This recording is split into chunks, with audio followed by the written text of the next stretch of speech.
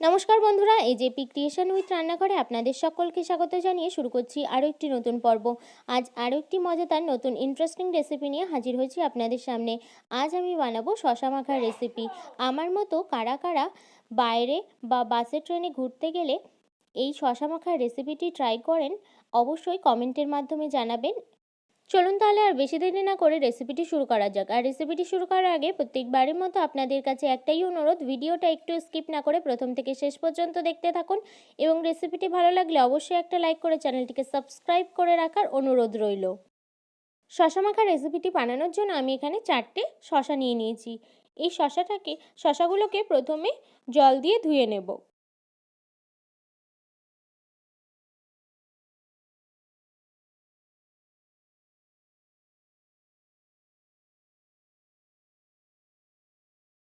এই পর্যায়ে শশাগুলো কিন্তু আমার ভালো করে ধুয়ে নেওয়া হয়ে গেছে। তারপর এখানে একটা শশা নিয়ে নিয়েছি।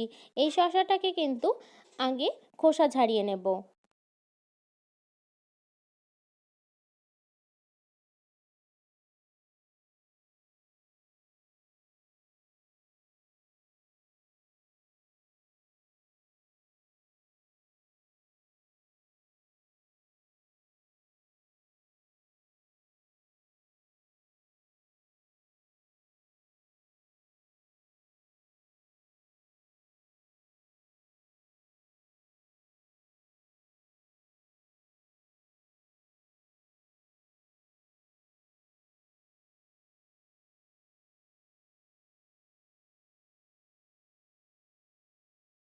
দেখুন বন্ধুরা, এই পর্যায়ে কিন্তু শশার খোসা আমার ছাড়িয়ে নেওয়া হয়ে গেছে। এবার একটা ছুরির সাহায্যে পেছন থেকে আর সামনে থেকে কিন্তু কেটে নেব।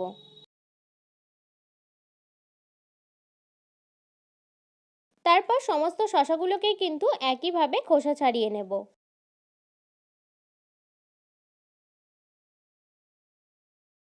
এই পর্যায়ে সমস্ত শশাগুলো কিন্তু আমার খোসা ছাড়িয়ে নেওয়া হয়ে গেছে, আর সামনে থেকে পেছন থেকে কিন্তু কেটে নিয়েছি ওই একইভাবে। এই পর্যায়ে শশা মাখা রেসিপিটি বানানোর জন্য একটা বাটি নিয়ে নিয়েছি। প্রথমে একটা মশলা বানিয়ে নেব। এই মশলাটা বানিয়ে নেওয়ার জন্য প্রথমে দিয়ে দিচ্ছি এখানে লঙ্কা গুঁড়ো, তারপর দিয়ে দিচ্ছি পরিমাণ মতো বিট নুন, তারপর দিয়ে দিচ্ছি 1 প্যাকেট জলজিরা। সমস্ত কিছুই আমার দেওয়া হয়ে গেছে। এবার ভালো করে মিশিয়ে নেব একসাথে।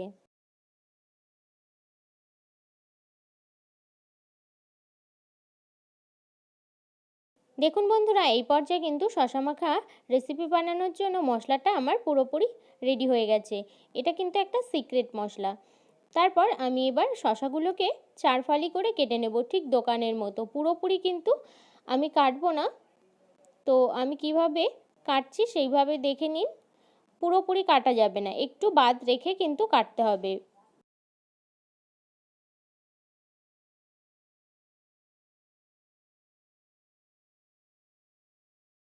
দেখুন বন্ধুরা, এই পর্যায়ে কিন্তু শশাটা আমার কেটে নেওয়া হয়ে গেছে। আমি কিভাবে কেটে নিয়েছি দেখুন, একটু কিন্তু বাদ রেখেছি, ঠিক দোকানের মতো ওইভাবেই কিন্তু কেটে নিয়েছি। সমস্তটাই কিন্তু ওইভাবে কেটে নিয়েছি আমি।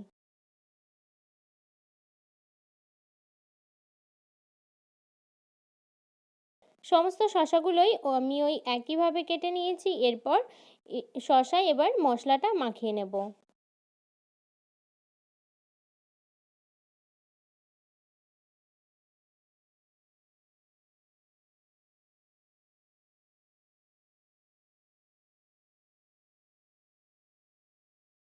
ভালো করে ভেতরে আর সাইডেও কিন্তু মশলাটা মাখিয়ে নেব। তাহলেই কিন্তু আমাদের রেডি হয়ে যাবে শশা মাখা। এই পর্যায়ে কিন্তু সমস্ত শশা মাখার রেসিপিটা আমার রেডি হয়ে গেছে। সমস্ত শশাগুলো কিন্তু এখন রেডি। শশা কিন্তু গরমের সময় বা এমনিতে আমাদের শরীরের পক্ষে খুবই উপকারী। তো অবশ্যই এই শশা মাখার রেসিপিটি বাড়িতে বানিয়ে খাবেন। আশা করি আপনাদের সকলের খুব ভালো লাগবে। আমার এই শশা মাখার রেসিপিটি যদি আপনাদের ভালো লেগে থাকে তাহলে অবশ্যই একটা লাইক করে দেবেন এবং কমেন্টের মাধ্যমে জানাবেন আমার এই রেসিপিটি আপনাদের কাছে কেমন লেগেছে, এবং বেশি বেশি করে শেয়ার করে আমার পাশে থাকবেন, আমাকে আরও উৎসাহিত করবেন।